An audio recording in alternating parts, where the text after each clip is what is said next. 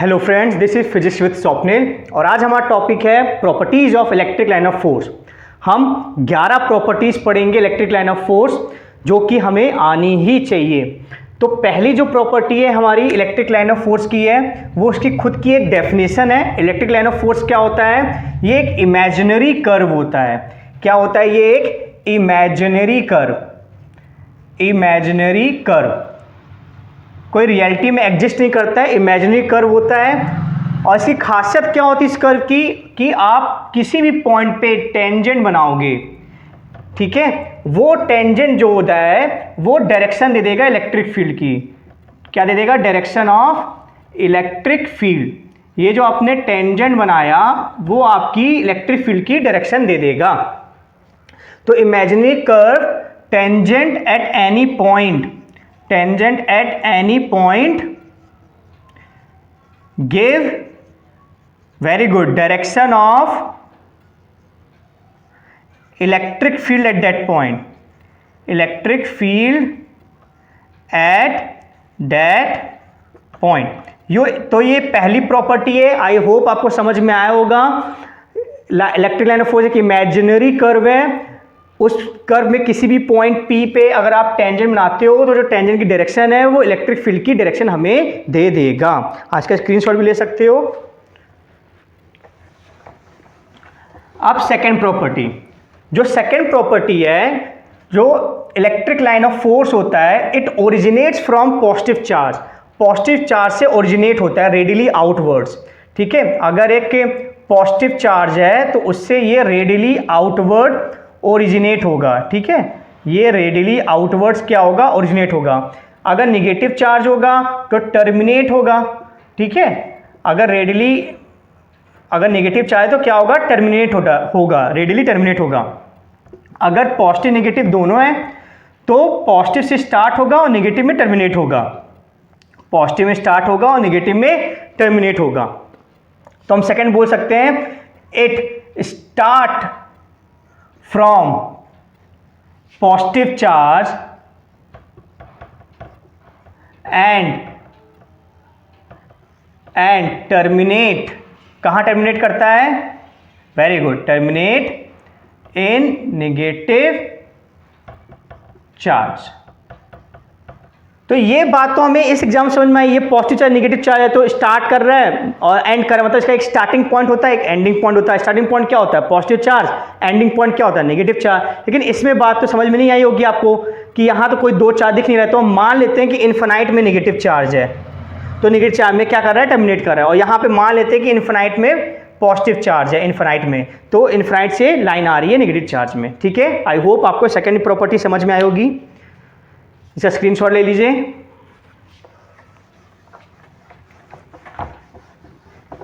अब third property इसकी जो होती है वो क्या है? बहुत इंपॉर्टेंट है। It never form close loop. It never form close loop.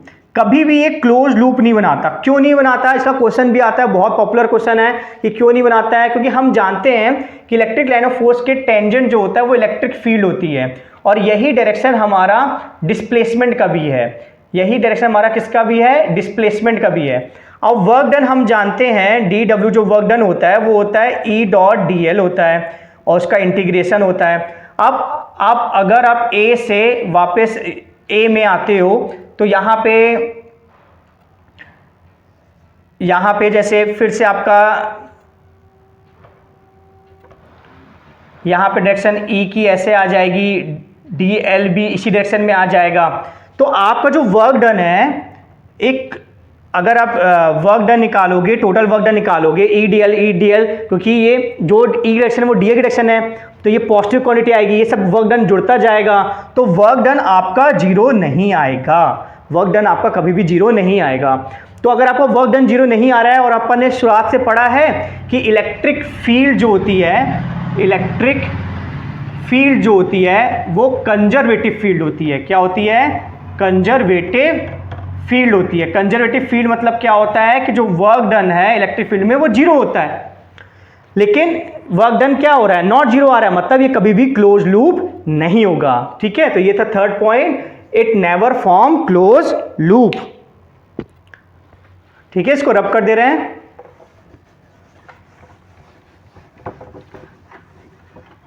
Next point है इसका, जो फोर्थ पॉइंट है, ये कभी इंटरसेक्ट नहीं करेंगे, इलेक्ट्रिक लाइन ऑफ फोर्स कभी इंटरसेक्ट नहीं करेंगे। मान लेते हैं कि इस पॉइंट पे इंटरसेक्ट कर रहे हैं ये इलेक्ट्रिक लाइन ऑफ फोर्स, तो इस P पॉइंट पे इस इलेक्ट्रिक लाइन ऑफ फोर्स में एक ऐसा टेंजेंट जाएगा जो E1 इलेक्ट्रिक फील्ड दे देगा, और इस में एक ऐसा टेंजेंट जाएगा जो E2 फील्ड दे देगा। तो एक P पॉइंट में इलेक्ट्रिक फील्ड के दो डायरेक्शन हो गया जो पॉसिबल नहीं है। तो फोर्थ पॉइंट है electric line of force never intersect. ठीक है, क्योंकि अगर ये इंटरसेक्ट करेंगे तो उस पॉइंट में फील्ड की दो डायरेक्शन हो जाएंगी जो पॉसिबल नहीं है। So they it never intersect. Okay, now next rub कर देते हैं इसको, नोट कर लीजिए, स्क्रीनशॉट ले लीजिए। फिफ्थ हमारा है कि मान लीजिए अगर ऐसी इलेक्ट्रिक फील्ड है,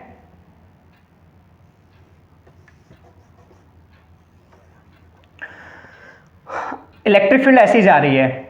आप बताइए अगर दो पॉइंट लेते हैं ए और बी, तो बताइए पोटेंशियल कहां जाता है? तो ए में जाता है, क्योंकि हम इलेक्ट्रिक फील्ड की डायरेक्शन में जाते हैं तो पोटेंशियल डिक्रीज करता है। तो पोटेंशियल तो VA ग्रेटर देन VB है, लेकिन इलेक्ट्रिक फील्ड की स्ट्रेंथ कहां जाता है?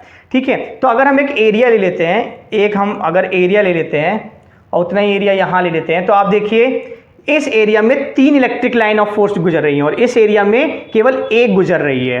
ठीक है, तो इनकी जो डेंसिटी होती है वो प्रोपोर्शनल होती है इलेक्ट्रिक फील्ड की स्ट्रेंथ के, इलेक्ट्रिक फील्ड स्ट्रेंथ।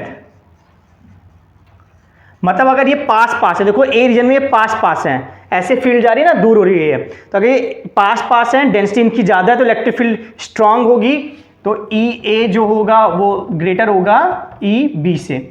और B में यहां पे कम लाइन क्रॉस कर रही है या दूर लाइन है, तो B में क्या हो जाएगा, डेंसिटी कम है, मतलब इलेक्ट्रिक फील्ड की स्ट्रेंथ भी क्या है हमारी, कम है।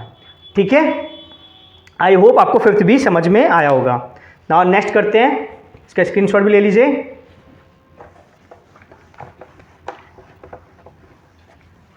नेक्स्ट है इलेक्ट्रिक लाइन ऑफ फोर्स के बारे में है कि मान लीजिए दो चार्जेस हैं, Q1 चार्ज है और Q2 चार्ज है, और मान लीजिए ऐसा कुछ डायग्राम दिया गया है। तो देखिए Q1 से कितनी लाइंस निकल रही हैं, 1 2 3 4 5 6, और Q2 में कितनी आ रही हैं, केवल 3, 1 2 3। तो नंबर ऑफ लाइन वो प्रोपोर्शनल होता है चार्ज के। ठीक है, तो यहां पे कितनी लाइन है, 6 लाइन है, तो यहां पे जो Q1 हो जाएगा वो हो जाएगा 6K, क्योंकि 6 लाइन गुजर रही हैं, और Q2 क्या हो जाएगा 3K, तो Q1 बाय Q2 क्या हो जाएगा 6K बाय 3K, तो क्या आ जाएगा आपका 2, तो Q1 क्या हो जाएगा ट्वाइस ऑफ Q2, मतलब Q1 आपका ग्रेटर चार्ज है। तो लाइन ऑफ फोर्स को आप देख के बता सकते हो कि चार्ज ग्रेटर कौन सा है, जिससे ज्यादा लाइन ऑफ फोर्स निकलेंगी उसका मैग्नीट्यूड ज्यादा होगा। तो ये हमारी 6th प्रॉपर्टी है, number of line is proportional to charge. Okay, this is the 6th property.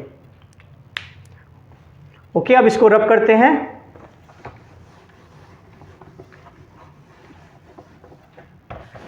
Seventh property है कि कभी भी ये शार्प टर्न नहीं लेगी।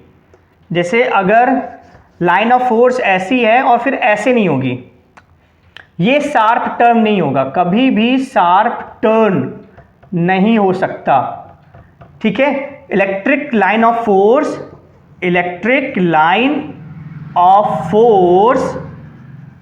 Never take sharp turn. ठीक है, कभी भी electric line of force sharp turn नहीं लेती है। क्यों नहीं लेती है? क्योंकि आप यहां पे तो टेंजेंट बना ही नहीं सकते हो। जब आप टेंजेंट नहीं बना सकते हो इलेक्ट्रिक लाइन ऑफ फोर्स में, तो डायरेक्शन कैसे बता पाओगे? Because we can not draw the tangent at the sharp corners. Okay, so electric line of force never take sharp turns. Okay, note कर लीजिए इसको। नाउ प्रॉपर्टी 8 प्रॉपर्टी करते हैं अपन।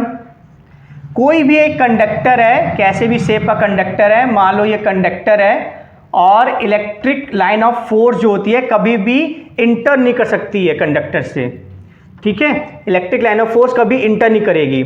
Electric line of force do not exist नहीं करती हैं, do not exist inside conductor.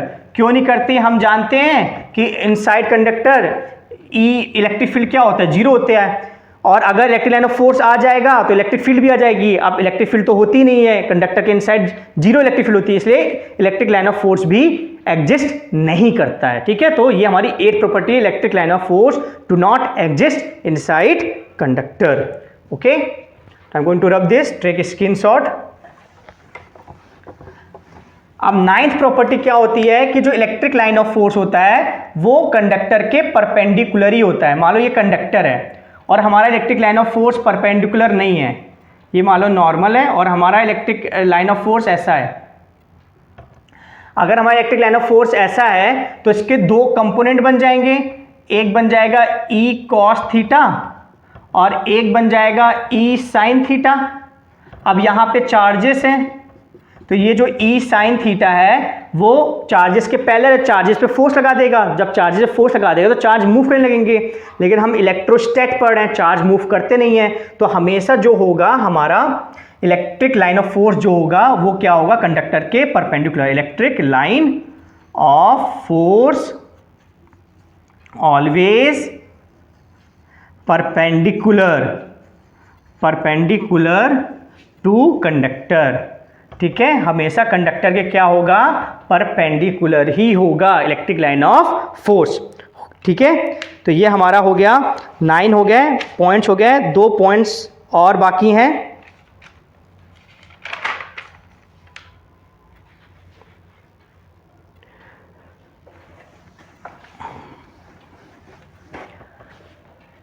हमारा जो पॉइंट है, 10th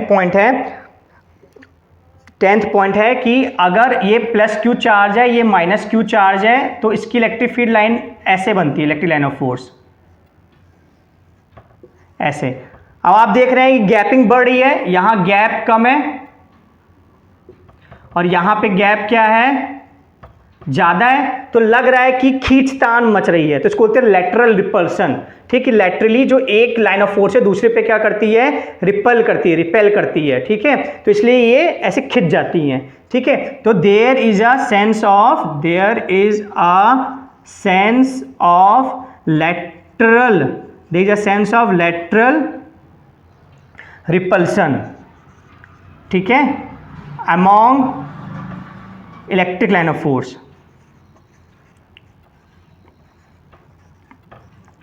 ठीक है। इलेक्ट्रिक लाइन ऑफ फोर्स के बीच में यहां लेटरल में रिपल्सन होता है जिससे कि ये गैप बढ़ जाता है। तो ये हमारी 10th प्रॉपर्टी, ओके। अब लास्ट जो हमारी प्रॉपर्टी है 11th प्रॉपर्टी है, वो क्या है, 11th प्रॉपर्टी हमारी क्या है कि जो स्लोप है कर्व का, जो स्लोप है कर्व का वो होता है EY/EX। जैसे हमारी कोई इलेक्ट्रिक फील्ड की वैल्यू दी गई है 2I/3J, तो हम जानते हैं I के बगल में EX होता है, J के बगल में EY होता है, तो हमारा जो स्लोप हो जाएगा वो क्या हो जाएगा 3/2 मतलब 1.5। तो हमारा जो कर्व का स्लोप हो जाएगा, इलेक्ट्रिक लाइन ऑफ फोर्स जो कर्व है उसका स्लोप क्या हो जाएगा 1.5 हो जाएगा, ठीक है। तो ये हमारी लास्ट प्रॉपर्टी है, ओके। सो आई होप आपको समझ में आया होगा, इसका स्क्रीनशॉट ले लीजिए। अब 11 की 11 एक बार में देख लेते हैं, समरी देख लेते हैं, ठीक है। तो आई होप आपको कुछ याद होंगी।